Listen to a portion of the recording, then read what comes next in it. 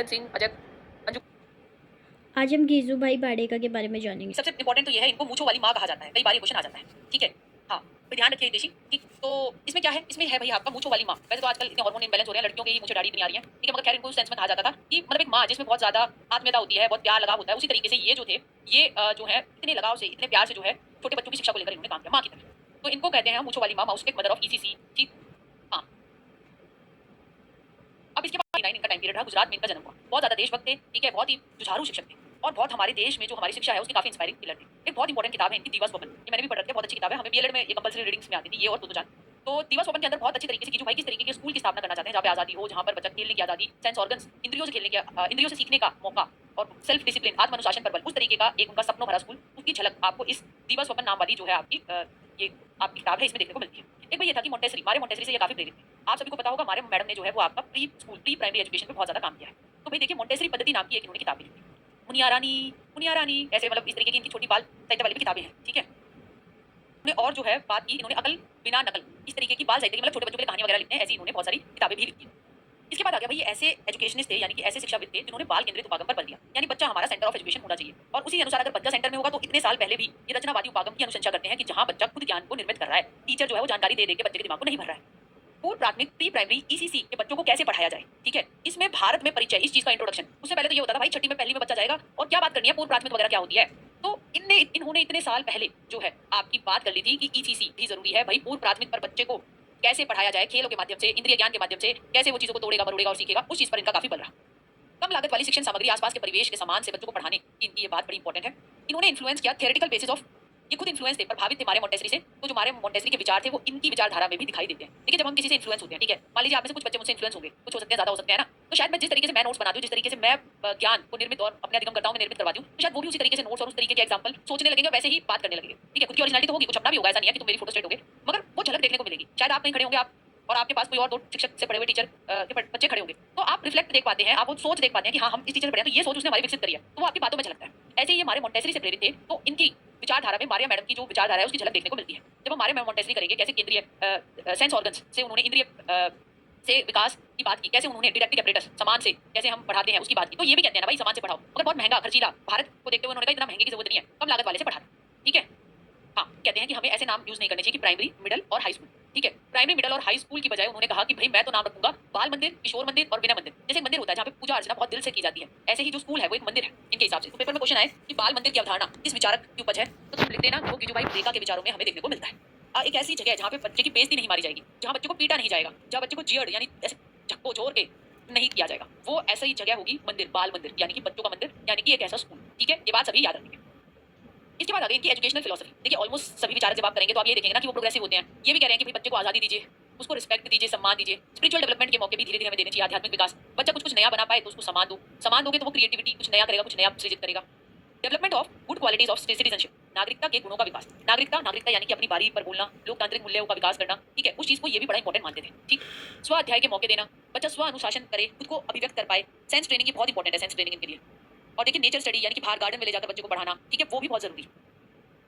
School को इन्होंने क्या कहा, मैंने अभी बताया, जल्दी से लिखो। स्कूल को इन्होंने किस नाम से संबोधित है, इन्होंने स्कूल को संबोधित किया जहां बच्चे के मस्तिष्क में डर नहीं होगा, जहां वह खुशी से और विलिंगली, स्वेच्छा से जो है जाएंगे। भावनगर जो है गुजरात में उन्होंने 1920 में एक बाल मंदिर बनाया। वहां पर देखिए पूर्व प्राथमिक में इनका काम रहा है, तो 2.5 से 6 वर्ष के बच्चों की वहां पर शिक्षा कैसे उनको ईसीसी करिकुलम कराया जा रहा है उस पर ये काम कर रहे थे। कैसे कर रहे थे कि बच्चों को खेलने के मौके दे रहे थे, गाने के, कविता पाठ करने के, कहानी सुनाने के, बागवानी करने के लिए, यहाँ पे जब नेचर की बात आ जाती है, ठीक है। और प्रकृति अध्ययन यानी आसपास जो है पेड़ पौधे देखकर उन पे बात कर रहे हैं, छोटा बच्चा है तो ऑब्जर्वेशन बढ़ेगी, उसकी अवलोकन बढ़ेगा, वो मौके मिलेंगे एक्सपीरियंस को शेयर करने के, तो उसका भाषाई विकास होगा, ठीक है। गाने वगैरह गाएगा, उसको बहुत अच्छे लगते हैं। तो ये चीजों पे वो उन्होंने कितने साल पहले बोला था। हमारा देखिए भारत देश कितने साल पहले गिजुभाई बधेगा ये बातें बोलकर गए, और गिजुभाई बधेगा की ये इंपॉर्टेंट बातें आपको अब जो है राष्ट्रीय शिक्षा नीति 2020 उस पर आधारित national curriculum framework for foundational stage, बुनियादी स्तर पर राष्ट्रीय पाठ्यचर्या रूपरेखा, जो कि 2022 में आई, उसमें यही बातें बता रखी है। क्या बुनियादी स्तर पर यानी जो स्टार्टिंग के 5 साल है फाउंडेशनल के, उसमें यही तो कह रखा है कि ऐसे कराओ, ऐसे कराओ, है ना, यही वाली बात है। मैम टीचिंग आगे अगर हम बात करें एम ऑफ एजुकेशन गिजू भाई के अनुसार, भयमुक्त वातावरण जहां बच्चे गतिविधियों के प्रदर्शन के लिए आजादी से एक्टिविटी करेंगे, बच्चों के साथ देखिए सहानुभूति भरा, एम्पैथी। एक होती है आपकी सिंपैथी, दया, यानी दया क्या होती है, कोई भिखारी आपको ठंड में बिल्कुल टिटुरता दिखा, आपने 2 पैसे दे दिए उसको निकल लिए, वो होती है दया दिखाना। एक होती है एम्पैथी, ठीक है, परानुभूति, यानी खुद को दूसरे की जगह रखकर देख पाना और महसूस कर पाना। शायद हमें जमा करने में कोई ज्यादा जोर नहीं आता, मगर एक छोटा बच्चा है उसके लिए वो जमा कर पाना, ठीक है, अंकों को दिख नहीं रहे अंक, ठीक है, कि 2 कोई चलता हुआ चीजें दिखाई दे रहा हो, 2 पेंसिल, 2 रबड़, 2 चोटी, उसके बाद बच्चा कॉन्सेप्ट बना रहा है 2 का, एक अमूर्त है मैथ्स, तो उसके लिए वो चीज जो है, वो चीज आप समझे खुद को उसकी जगह रखकर, वो कहलाएगी एम्पैथी, ठीक है। एम्पैथी भरा व्यवहार आपको बच्चे के साथ करना है, बच्चे की इंडिविजुअलिटी और पूर्णता की उसके अंदर कंप्लीटनेस है, उस पर काम करना है। शिक्षा पर इंद्रिय प्रशिक्षण, सेंस ट्रेनिंग पर बल, मोटर एफिशिएंसी यानी कि मोटर ग्रोस मोटर स्किल यानी बड़ी मांसपेशियां, फाइन यानी सूक्ष्म लिखना, इसमें तो कलरिंग वगैरह कराते हैं छोटे बच्चों से, फाइन स्किल डेवलप होती है। और स्व अधिगम के आपको मौके देने हैं। इंपॉर्टेंट लाइन क्या है इनकी, education for learning through living, यानी कि जीवन के माध्यम से अधिगम के लिए शिक्षा।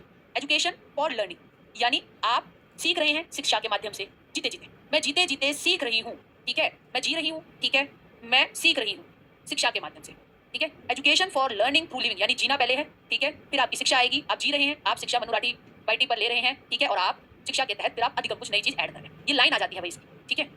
जीवन के माध्यम जगह की बात की गई भाई, कहानी सुनाना है, ड्रामा, गेम्स, पेपर फोल्डिंग, पाठ्यचर्या। एक्सपेरिमेंटेशन एक की है ताकि हम जो है वो चेंज लेकर आए, प्रयोग परिवर्तन लाने की एक कुंजी है। टीचर क्या है, फिगर आउट कर ले अंडरलाइन कॉन्सेप्ट्स को कि भाई आपके अंतर्निहित अवधारणाएं क्या क्या हैं। बच्चों की रुचि, इंटरेस्टिंग एक्टिविटीज को पहचाने।